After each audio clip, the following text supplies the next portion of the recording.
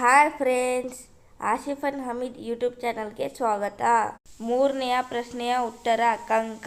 ಏಕೆಂದರೆ ಪಗಡೆಯಾಟದ ನಿಯಮದಂತೆ ಪಾಂಡವರು 12 ವರ್ಷ ವನವಾಸ ಮತ್ತು 1 ವರ್ಷ ಅಜ್ಞಾತವಾಸ ಪಾಲಿಸಬೇಕಾಗಿತ್ತು.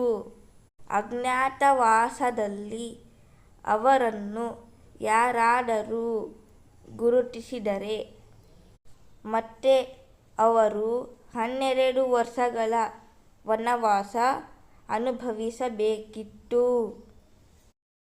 ಆದ್ದರಿಂದ ಅಜ್ಞಾತವಾಸವು ಅತ್ಯಂತ ಜಾಗ್ರತೆಯ ಮತ್ತು ಪರೀಕ್ಷೆಯ ಕಾಲವಾಗಿತ್ತು. ಈ 1 ವರ್ಷದಲ್ಲಿ ಪಾಂಡವರು ತಮ್ಮ ಧೈರ್ಯ, ಸಂಯಮ, ವಿವೇಕ ಮತ್ತು ಶಿಸ್ತನ್ನು ಪ್ರದರ್ಶಿಸಿದರು.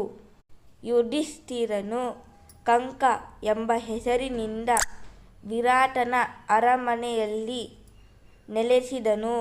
ವಿರಾಟ ರಾಜನಿಗೆ ರಾಜನ ಸಲಹೆಗಾರನಾಗಿದ್ದ. ರಾಜನಿಗೆ ನ್ಯಾಯ, ಧರ್ಮ ಮತ್ತು ರಾಜಕೀಯ ವಿಷಯದಲ್ಲಿ ಮೌಲ್ಯಯುತ ಸಲಹೆಗಳನ್ನು ನೀಡುತ್ತಿದ್ದನು. ಫ್ರೆಂಡ್ಸ್, ನಮ್ಮ ಚಾನಲ್ಗೆ like, subscribe, share and comment ಮಾಡಿ. Thank you.